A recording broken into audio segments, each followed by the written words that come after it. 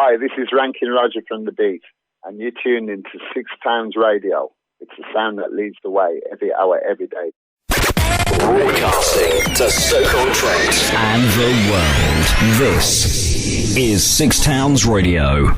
Okay, it's Six Towns Radio, and what a special guest I have for you today. Please welcome to Bossons About the legendary Rankin Roger. How are you doing? Very good. Thank you for having me on the show. Of course, you get quite a lot of rotation on Six Towns Radio. Not only are the listeners fans, most of the presenters are fans as well. Let's talk about Wha'appen. It's been re-released this summer. It's a limited run of 500 copies. What is going to be the difference between this release and the original? Well, it's on thicker vinyl. I know that much. It's on the thickest plastic you can print. And, obviously, I know the DJs love that. And, we want the records to last. If you have a beat record from the original days, you can still play it. Yeah. So it's good. It's all about the quality control and having good manufactured stuff out there, not just having something that sounds like an MP3, but it's actually, on vinyl, and there's no more, them scratching noises here on the record. They'll be back, but you can hear one fresh. I do love the sound of vinyl. Of course, with you being around for so long, what do you make of the music business today with the MP3s, etc.? Well, it's very difficult, and it's difficult for everybody all around. But the way I seem to see that's been the most successful is when a band is self-propelled. You need to be going out there and doing it yourself, and printing your own CDs and selling them at your gigs and things like that. And that way it all comes back to you. It's a starting point, and then eventually a distributor will come along, or you'll find one and you can get it more out there then, that kind of thing. Yeah. But it is always difficult at first, and it's harder now than ever for bands. But things like Twitter and Facebook and all those kind of things are very important to keep in touch with your fans, and it's important that it's the artists keeping in touch with their fans as well, not just some guy who they think is, it really did that personal touch. People can tell. They can tell by the way you write stuff. They've come to enough shows, they can tell by the way you talk, Yeah, definitely. And I think the way that music's put out there is so different now. Like with your solo album, Retrospective, you use pledge music, with a lot of artists are using. That's right. And I think, obviously, there are other options like Kickstarter, which is also another one which I was looking at. But then I thought, go for something, because, something like pledge music is all about music. And it's a kind of a music industry in itself. And obviously I went down to the offices and met the people who run it, and I was quite satisfied that they knew what they were going on about, and that they would help me get this pledge together and put it on a more personal. So it's my responsibility to get it out. But what people get is some of my first solo album, some of my second solo album, and then loads of collaborations I've done with people like Pat Albanton, Death in Vegas. It's kind of, there's quite a few people in there. Mr. Anonymous, who's known as Jeep, a guy from America. And it's just really, stuff that was never really, some of it was kind of known in England, and obviously it's just giving people another chance to hear a history of me and all the different styles I like and what I think music is all about. You've drawn through your experiences and brought them to the record, but you've also been asked to be on other people's records. You love the collaboration. I know you were on Miles Hunt's album from Midlands with Love as well recently. That's right, yes. And, Hunt Emerson was the guy responsible for the design of the Beat Girl, believe it or not. Yeah. And obviously he'd done a splendid job, because we still sell that T-shirt today, and it's still the best-selling Beat T-shirt we've ever had. And thanks to him in a way, because he had the eye, But then as a favour anyway, and as a getting back together kind of thing, just, he asked me to do this, and I said, yes, I would. And, he came down to my studio, what I have in Birmingham, and it was done in about 15, 20 minutes, that kind of thing, Wow. And they took it away and mixed it. And, I'm glad to be, associated with those kind of people, and obviously the people who put that record out, or who are putting that particular album out with all those beat covers on, they obviously they wanted me to do a track or me to do something, and that's my kind of collaboration and addition to it. So I've done my bit, I feel. You just mentioned the Beat Girl. Did she ever get off with the Ska Man? Well, I think that was the idea, that they would make a little two-tone baby, and I think for too young, I think they used the Beat Girl with a two-tone baby holding a two-tone, a little rude baby, should I say? I don't know if it was a boy or a girl, but obviously I could still say today, oh, it's Specials, you took our logo, but no, at the same time, the Specials gave us our first break, and we've been friends with them forever, and know them really well. A couple of them were in my band, and, we did Special Beat together, which was the Specials and the Beat, and Horace, the bass player from the Specials, he was in General Public when the Beat split up, and so we go back a long way, and there's no qualms, and it was used tastefully. Yeah. So, no one said anything. And she looked a bit like the Beat Girl. I believe she had a ponytail and our Beat Girl didn't. But, all good. That whole two-tone scene, of course, you come from a totally different background. It wasn't just ska, you were into quite a lot of reggae and soul and all that. But the two-tone... And the punk as well. Yeah, I was really into the punk side, was bigger than, as big as the reggae side. Mm-hmm. And that's because I could hear the lyrics and the music, and I could see similarities, believe it or not. Even from then, I could hear how punk and reggae could be merged together.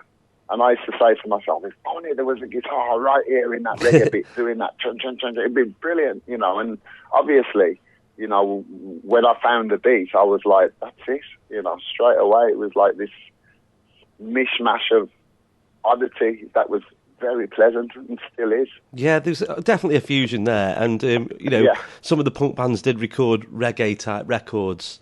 I think a lot of punk bands started recording reggae once the two-tone thing came out.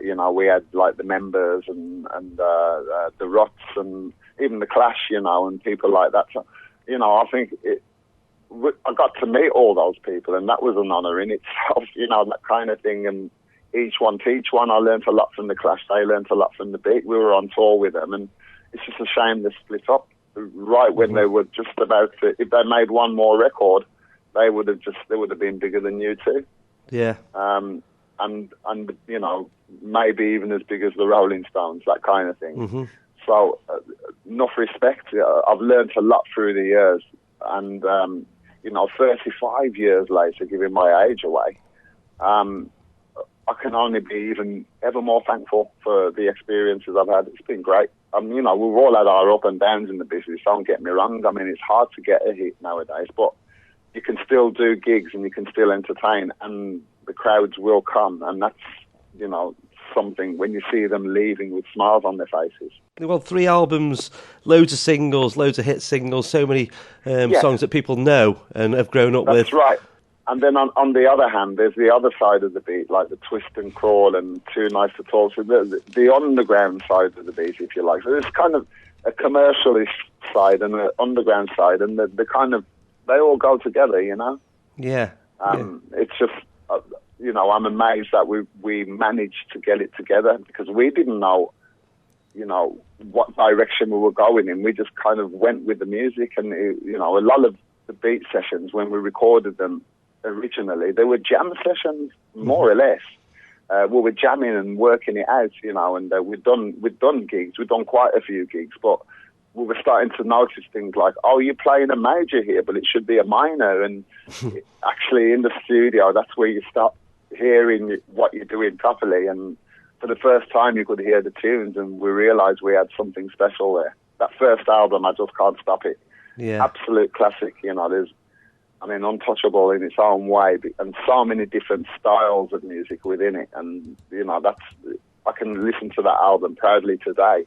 Oh, it's a fantastic album. Still got a great sound, yeah. Yeah, and what I liked about the two-tone movement was it integrated communities really well. Yeah. Really did bring people together. Definitely, because, we spoke a lot about that, and people called us political, but all we were singing about was, what we'd like to see in life and the things we didn't like about life. And, we never ever rammed it down people's throats. We always gave people the choice, But it's true. Stick him in your living room and turn off the lights. Bet you wouldn't know if he was black or white. Yeah. And that's the whole point, You must see a man for who he is, not by the way he looks or for his colour or if he's rich or poor. It's about what you give back to the community or what you give out, And I think that's what we're all about. You still do so many gigs and love playing live. I know that the Beat are on tour doing a few festival dates, aren't they? Yeah, well, we're constantly on the road. And if people go to thebeatofficial.com, and they go to the live page, they'll see obviously all the gigs are on the first page, so people can look. And if we're somewhere near you, don't hesitate to come and see us. I know, obviously, playing around the Midlands, we do play around the Midlands, but it's, when we do, they're always packed because we don't play here enough.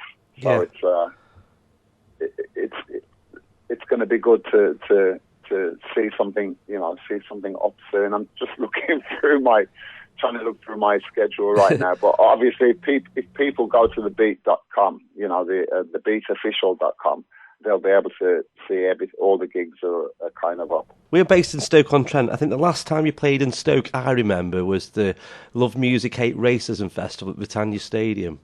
That was about 4 years ago. I think that was the last time I saw you down here. Far too long. Yeah, so let's get you back up in Stoke very soon. Yes. Yeah, I'd enjoy that. You can't stop the beat. I think since you've got back together, you're probably stronger and more focused than ever and still making music. Is it still easy to write? Because obviously you draw from experience. It was probably different than when you were writing in the 70s than it is now. Yeah, well, I've built a studio, my own studio, so I can go in, and it's a special studio. It looks a bit like a spaceship, actually. And people go to Twitter and look at Ranking Roger, and there's pictures of it in there. But basically, it's a great place for writing and getting your ideas out, and for working with other people, and takes me away from the house kind of thing, and away from out there, so I can get it together. But it's some good stuff has been coming out, and I've been writing stuff with my son Ranking Jr., and we're going to put out a project very soon called Return of the Dread Eye, and that should be interesting. It's going to be called Dread Eye anyway. That's the name of it. But we do have a song called Return of the Dread Eye. What a fantastic take on that. Yeah. So obviously the future looks great, and very experimental too. And we'll be doing that as well as doing the beat stuff, as well as doing other stuff and collaborating with other people. So it's a great time. It's great for you to, have your own studio and be able to create music. There's no shackles tied to you, aren't tied to a record label. You haven't got to do a certain thing. You can do whatever you want, can't you?